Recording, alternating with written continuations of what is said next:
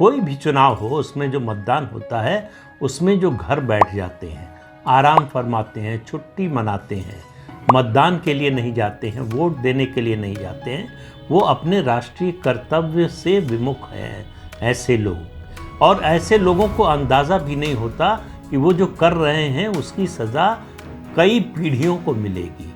आप जिस सरकार को चुनना चाहते हैं, आपकी पसंद का जो नेता है, अगर आप उसको वोट देने के लिए नहीं निकलते हैं तो ये गलती नहीं है आपकी, ये आपका अपराध है।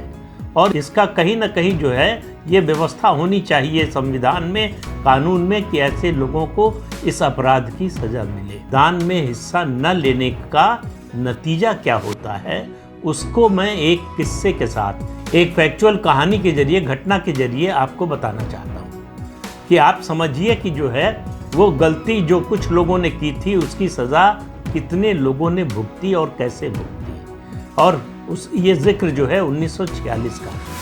सियालकोट का आपने नाम सुना होगा।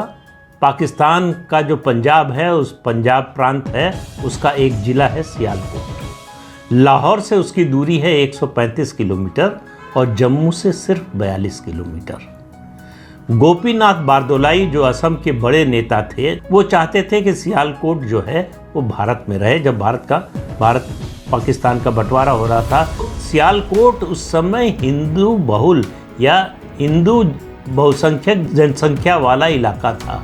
फिर भी तय हुआ कि इसका फैसला जनमत संग्रह से होगा। जनमत संग्रह की तारीख तय हो गई, वोट का तरीका तय हो गया और तारीख और जो है समय तय हो गया। जब मतदान शुरू हुआ तो मुसलमान सुबह से उठकर लाइन में लग गए और सबसे पहले वोट देकर आए।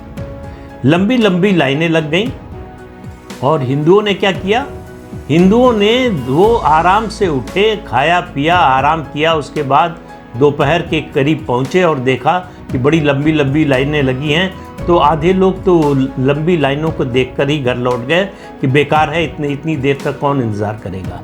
फिर कुछ लोग थे जो लाइनों को देखते रहे, इस इंतज़ार में थोड़ी देर खड़े रहे कि शायद ये लाइन छोटी हो जाए, शायद कम हो जाए, जल्दी वोट देने का मौका आ जाए तो वोट देकर जाएंगे।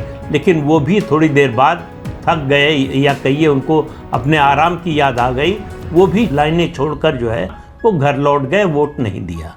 नतीजा ये आया कि 55,000 मतों से ये प्रस्ताव पास हुआ कि सियालकोट को पाकिस्तान में शामिल किया जाए।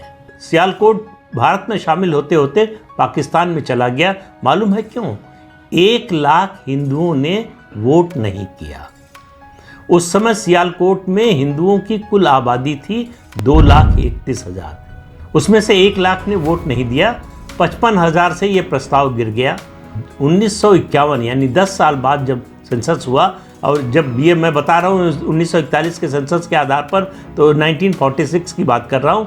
1951 में जो सेंसस हुआ उसके मुताबिक सियालकोट में हिंदुओं की आबादी केवल 10,000 बची और 2017 की फिगर के अनुसार सियालकोट में हिंदुओं की आबादी सिर्फ 500 है। आज पता नहीं एक भी हिंदू वहाँ है या नहीं है। उस दिन अगर हिंदुओं ने, सियालकोट के हिंदुओं ने वोट दिया होता तो सियालकोट हिंदुस्तान में होता और वहाँ जो हिंदू थे वो सब जिंदा होते। तो वोट न देने का क्या असर हुआ ये आप इस बात से समझिए। एक वोट न डालने से, ये सोचकर कि हमारे एक वोट न देने से क्या होता है, क्या उसका नतीजा होता है, ये उसका सबसे बड़ा उदाहरण है सियालकोट। असल में क्या है कि हिंदू जो कौम है, हिंदू जो समाज है, वो बड़ा आलसी समाज है। वो राष्ट्रीय जो मुद्दे हैं उन पर उस तरह से कभी उत्तेजित नहीं होता, उस तरह से कभी जो है वो उस तरह की निष्ठा नहीं दिखाता। उसको लगता है कि हमारा व्यक्तिगत हित सधे, उस काम में हमारी रुचि है। और ख़ास तौर से सबसे अफसोस की बात यह है कि हिंदू समाज का जो पढ़ा लिखा वर्ग है वो और ज़्यादा आलसी है इस मामले में। वो मतदान की तुलना में छुट्टी मनाना, घर में आराम करना ज़्यादा पसंद करता है। आप चुनाव दर चुनाव देखिए, आज़ादी के बाद से शहरी इलाकों में, ख़ासतौर से बड़े शहरों में मतदान का प्रतिशत सबसे कम होता है। इस देश में मेरा मानना है कि अगर जनतंत्र को, प्रजातंत्र को किसी ने बचा कर रखा है तो ग्रामीणों ने बचा कर रखा है, ग्रामीण जनता ने बचा कर रखा है। जो कम पढ़े लिखे हैं, जिनको नासमझ समझा जाता है, दरअसल इस देश में जनतंत्र के सबसे बड़े रक्षक वही लोग हैं। तो वोट देने जाएंगे नहीं और नरेंद्र मोदी से ये अपेक्षा करेंगे कि वो देश में क्रांति कर दें, सब कुछ बदल दें, लेकिन हमसे वोट देने के लिए ना कहें। हम वोट देने के लिए नहीं निकलेंगे।